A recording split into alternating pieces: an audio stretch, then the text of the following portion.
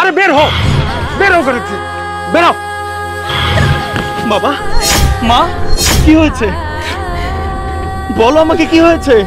বের হও, বের হও। তোমরা বহুত বুঝাইছি, তুমি আমার কথা বোঝো নাই। এখনই এই বাড়ি থেকে বের হয়ে যাবে, জীবনে কোনোদিন এই বাড়ির ত্রিসীমানায় এসে দাঁড়াবা না। অভি না আসা পর্যন্ত আমি এই বাড়ি ছেড়ে কোথাও যাব না। অভি এই বাড়িতে আসবো না। অভি ঢাকা শহরের বউটা নিয়ে অনেক ভালো আছে। যাও, বের হও। অভি আসবে, অভি আসবেই। এটা তোমার ভুল ধারণা যে অভি আসবো আসবো আসবো, ও জীবনে আসবো না। তুমি যাও, বের হও। আমি বুঝি না বাবা, সমস্যা কি আপনার? হ্যাঁ, আপনাদের এত মারি আপনাদের দুইটার কি গন্ডারের চামড়া? তারপরে সারাদিন অভি করতে থাকেন। শোনেন, অভি না আপনাদের অনেক আগেই ভুলে গেছে। ও কোনোদিন আর এই বাড়িতে পা দিবে না। ওই সমস্ত আশা ভুলা যান। ওই ওই আমার সেনা পোলা, তুই আমার কেউ না, তোরা আমাদের কেউ না। আমি তোমার কেউ না, তুমি আমার জন্ম দাও নাই। ওর টাকা পয়সা দিছো, অনেক কিছু করছো ওর জন্য। আমি তোমার এত করে বুঝাইছি এই বাড়িটা আমার নামে লিখে দাও। ওই দাও না, কি জন্য দাও না তুমি?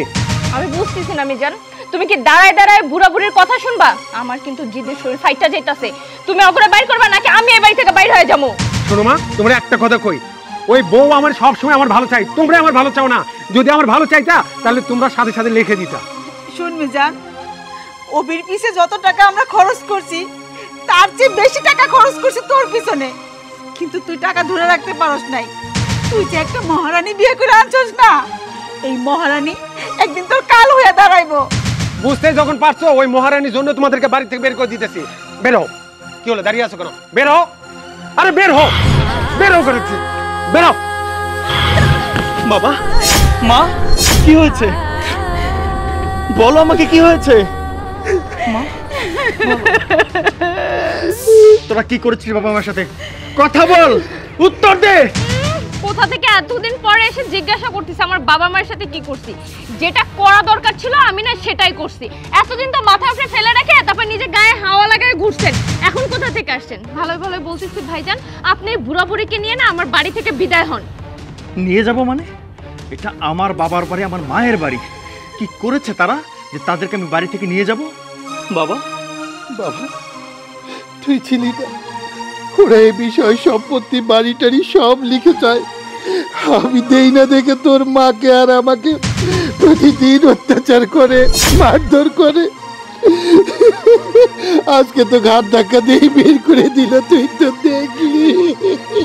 বাবার বাড়ি তাই না? সবকিছু দেখে শুনে রাখি আমি, সবকিছু করি আমি। আর এখন আপনি বলতেছেন বাবার বাড়ি। আমার কর্তৃত্ব নাই না? আমার কর্তৃত্ব সবসময় ছিল, আছে এবং থাকবে। শোনেন, আমি বুড়া বুড়িকে না আর পালতে পারবো না। এতই যখন নাটক, এখন থেকে চলে যান না। আর বুড়ারও ঢং দেখছি। বাবারে বাবা, যেই কিনা ছেলে আসছে দেখছো, একদম হুমড়ি খেয়ে কান্না শুরু করে দিছে। এতদিন এই ছবি কই ছিল, এই নাটক কই ছিল? হ্যাঁ, ছেলে দেখে নাটক বের হইছে না? চুপ করো, তোমার একটা শব্দ করবা না। তুমি যদি আমার ভাইয়ের বোন না হয় আমার বোন হইতা, তোমার আমি মাথা তুলে একটা ছাড় মারতাম। তোমার একটা বাজে শব্দ করবা না। আমার মায়ের বাড়ি এটা, আমার মায়ের তিলে তিলে গড়া সংসার এটা। তুমি কে? তুমি কয়দিন ধরে আসছো?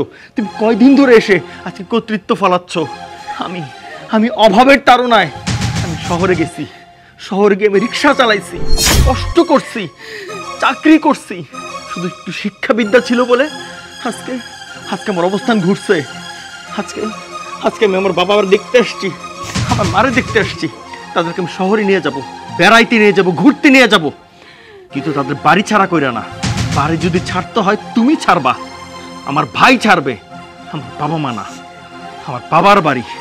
দেখো ভাইজান, তোমার সাফ সাফ বইলা দি, আমার বউ যা কইছে সব ঠিক কইছে। তুমি যখন আইছো এতদিন পরে, তোমার বাবা আর মারে তুমি নিয়ে চলে যাও। এই বাড়িতে তাদের কোনো ঠাঁই হইব না, নিয়ে যাও।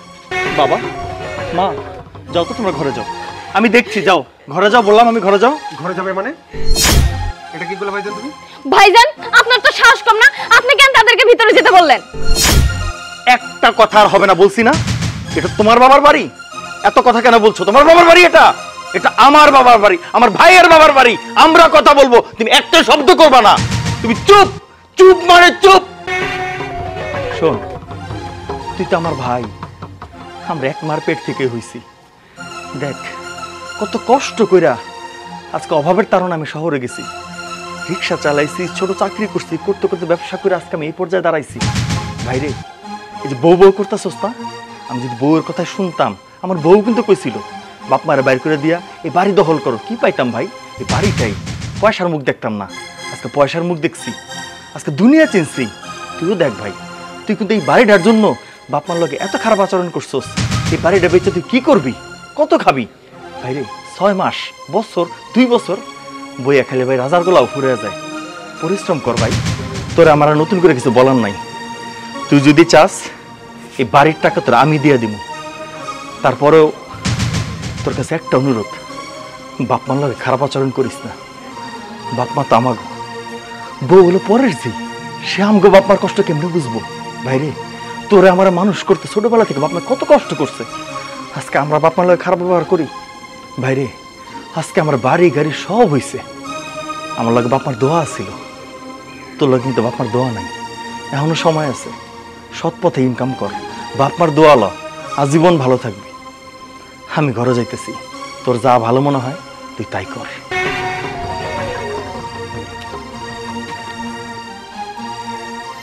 চলো ঘরে চলো।